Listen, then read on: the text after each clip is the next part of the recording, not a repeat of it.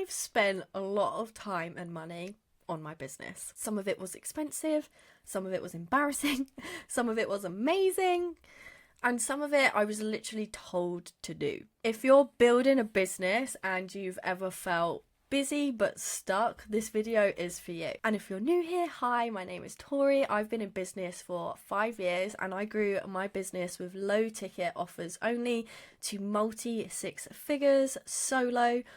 I started on a mortgage holiday and now I run a paid ads marketing agency with a business partner and an online community. So everything I'm about to tell you isn't theory, I didn't make it up, it's actual experience based on my experience, but also what I've seen from other business owners. I've worked with thousands now. So I'm going to start with what was a complete waste, and then I'm going to tell you what actually moves the needle. First up of the wasted of time and money list is engaging with other accounts. No one buys from you because you commented on their post 5 times this week. If anything, they can tell you're doing it.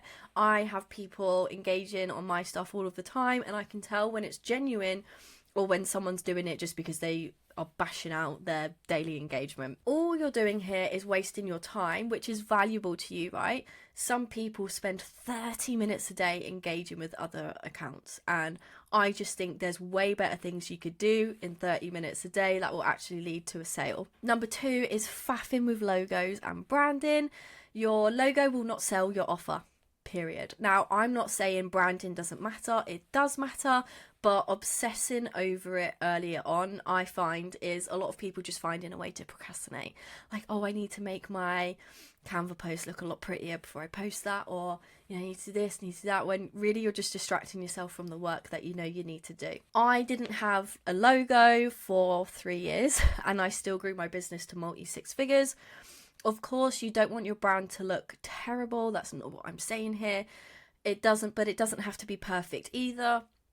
Like I said, I had no logo. I literally just had like, these are the 3 colours that I use and these are the 2 fonts that I use, and I stuck to them consistently. So before thinking, oh, maybe I need a new logo or I need new colours or I need new Canva templates, ask yourself, will this actually move me closer to where I want to be? If the answer is no, probably shouldn't do it. Next up is planners and productivity porn. So this one might just be me, but fancy planners and apps have never made me more money. They've never actually made me more productive either. If anything, I find them more time consuming. Like, I just think by the time I've sat and made that look all pretty or fancy in a physical or a digital planner, I could have got a lot of work done. Sometimes, like I said, you don't need a cute color-coded planner with stickers or a fancy digital system. You literally just need to take the action you're avoiding.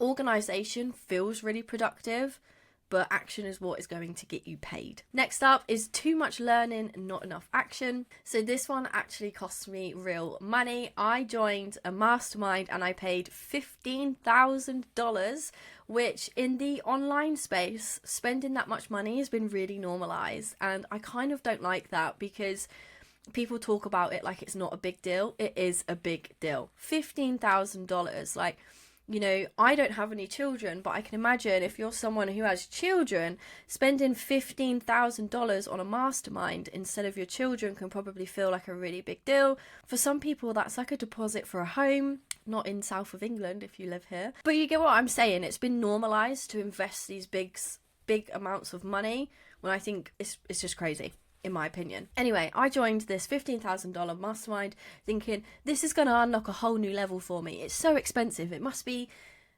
something that I don't know and it's going to change the game. But honestly, I didn't massively learn anything new. It wasn't a total waste. Like, this isn't me saying, I wish I never spent $15,000. I'm glad I did it because the people I met were great. I made some really, really good connections. The experiences I had were amazing. But in hindsight, that money could have been better spent on execution because it was a matter of I didn't learn anything new.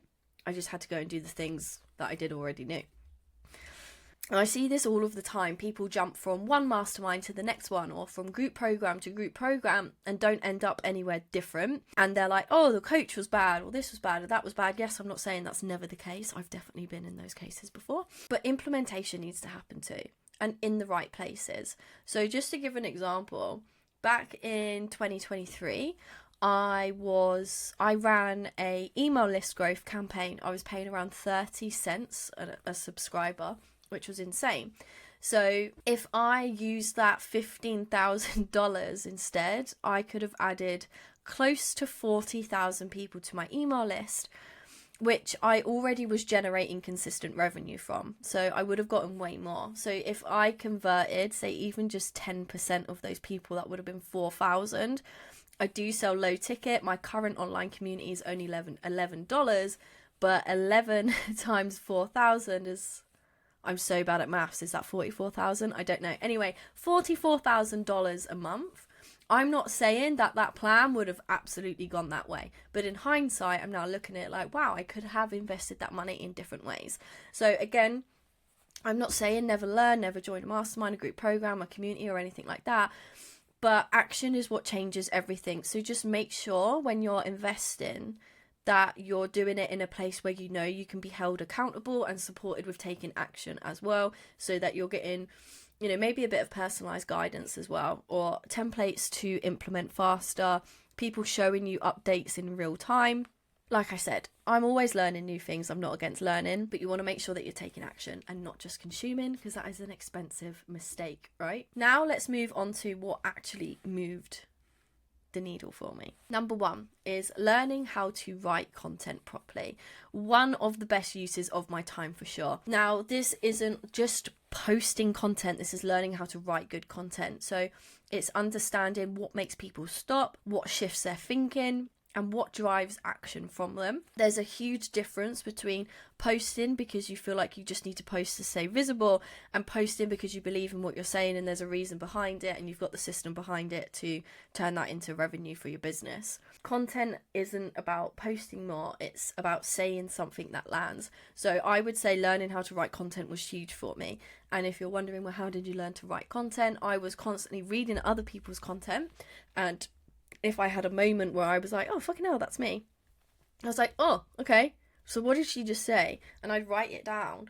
I'd read other people's sales pages, landing pages, and all sorts of stuff, and I would just practice writing. I'd go, okay, so if I was going to write a post, you know, that this post made me feel this way, how can I write a post about my offer that makes people feel this way? And I just practiced. So where I was saying earlier, you know, some people spend 30 minutes a day engaging with other accounts, and they could spend 30 minutes a day doing something else that's actually going to move them forward.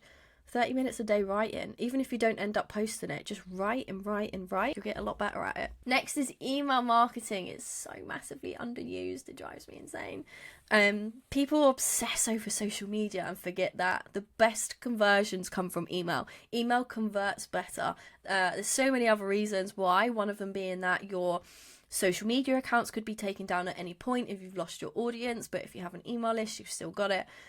We've all seen, I'm sure, the days where social media goes down for a day. I've known loads of people that this happens to when they're in the middle of a launch. But if you've got an email list, you can still recover some of those sales and not completely have a launch flop. Email really isn't complicated. I think that's what puts a lot of people off, is that they don't understand it. But all you need to do email marketing is to give people one good reason to actually join your list. It might be that they download a freebie, could be that they get a discount on their first order if you're an e-commerce business. You need a simple welcome sequence, and then one to three emails a week that you can schedule. If that sounds like a lot, start with 1 a week. Once that feels easy, go to 2 a week, and so on. You're better off starting small and manageable than really stretching yourself, being consistent for a month and then disappearing or whatever. This alone puts you ahead of so many businesses. So many businesses are sleeping on email marketing. It drives me nuts. This is something we focus on heavily inside the growth system because email creates stability. We have students that make sales from their email list every single day. Every single day. So just think about it. Next is ads. So ads scare people, and I get it. They used to scare me. Be like, oh my god, what if I spend all that money and it goes nowhere? But ads just aren't about immediate sales, and I want to try and change your thinking around it. I think lots of people see it as a cost instead of an investment, okay? You know, lots of people will quite easily drop hundreds, thousands, tens of thousands on courses, group programs, masterminds, and whatever, but are scared of spending $100 a month, a couple hundred a month, or $1,000 a month or more on ads. When I say ads, just like they aren't just about immediate sales, this is what I mean. So you can use ads to get messaging feedback really quickly. So you could create, say, 5 hooks or 5 posts, put them out as a low cost ad, like really, really low. See which one performs the best. There's your winning angle. You can do it to help with visibility, so grow your followers. Followers is a funny one. There's lots of arguments on the internet of whether focus on growing more followers, is it important, is it not? I always say yes, because to me, if you land on a business profile and they have more followers, I do think we do tend to prejudge, and we do trust the people with more followers than the smaller followers. We see them as more experienced, maybe more skin in the game. And also, dependent on the type of business, if you sell high ticket, you probably don't need loads of followers, because if you convert, say, 2 people and you have a $15,000 mastermind, that's $30,000. If you sell a product for $25 and you sell 2, that is $50. So big difference, right? You can use ads to grow your email list. So if you are someone who was nodding along when I was talking about emails because you do it and you see success, you could be getting people joining your list every single day. So a lot of people would look at those ads and think, oh, I've just spent, say, I don't know, £200 on growing my email list. But if you know you can convert them, what if the next month that list made you $2,000? You're in profit. And then, of course, you can run direct sales ads as well, so getting people to buy straight away.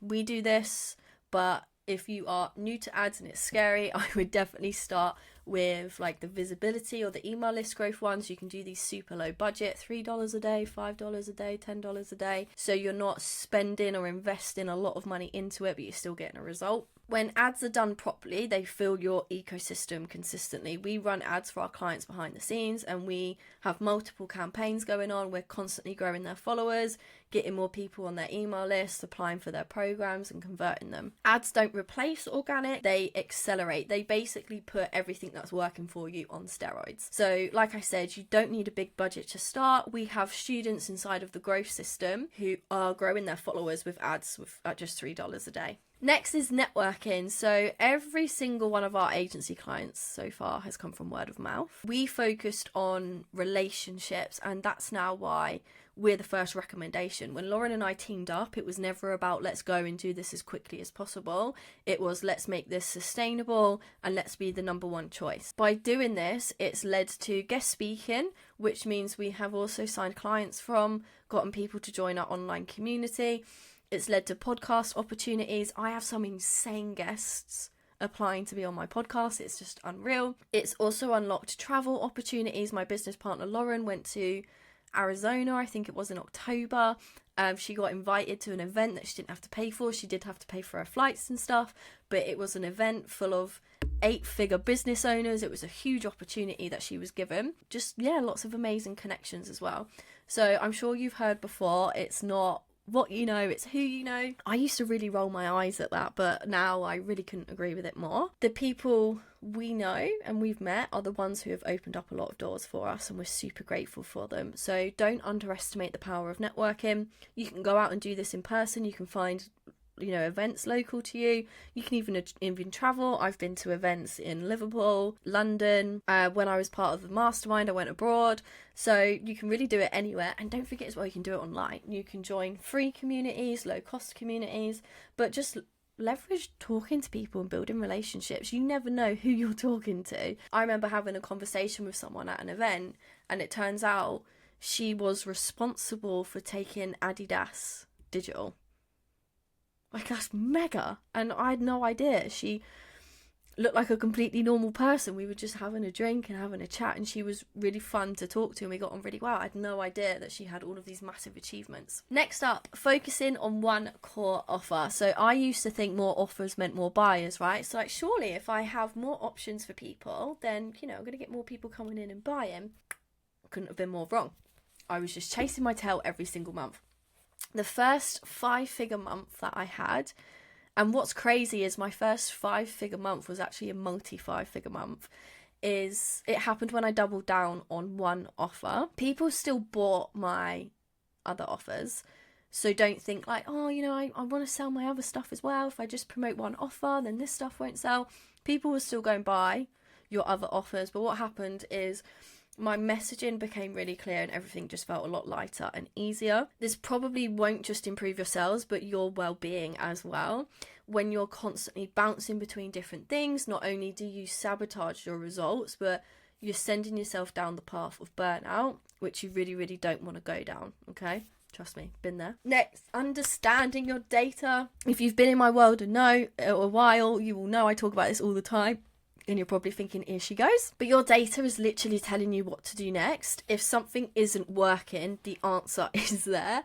But most people never look for it. Most people just assume, oh, I need to change my content or I need to post more. But most of the time, that's not the reality. It might be that your content is absolutely on fire, but when people land on your sales page or your website, they drop off. So you're sat there thinking, okay, I need to change my content. I need to change my content. So you're keeping yourself busy. You're stressing yourself out about it as well. But you're still going to get the same result because you're not fixing the right thing. So make sure you're checking in on your data at least once a month. What I mean by that, it could be your social media stats, your website stats, a particular sales page, your email stats, all of that. Compare it to the average benchmarks in your industry. Look at where it's low. Focus on improving the things that are low. Everything that is doing good, carry on, leave it the same. That's exactly what we do inside the growth system. We basically, all we do is we find the leaks, we plug them in and fix them, and then we get ready to scale. If you enjoyed this video and you want to see more like this, it would mean the world to me if you could like and subscribe. If you want support with all of this stuff, content, emails, ads, systems, the growth system is also linked below. There's no pressure. I don't like doing big pictures, but I would be doing you a disservice if I didn't tell you how I could help you. And if you have a question, drop it in the comments. I'll do my best to help. I always love seeing you comment and replying and helping. So please go for it. And hopefully I will see you in the next video.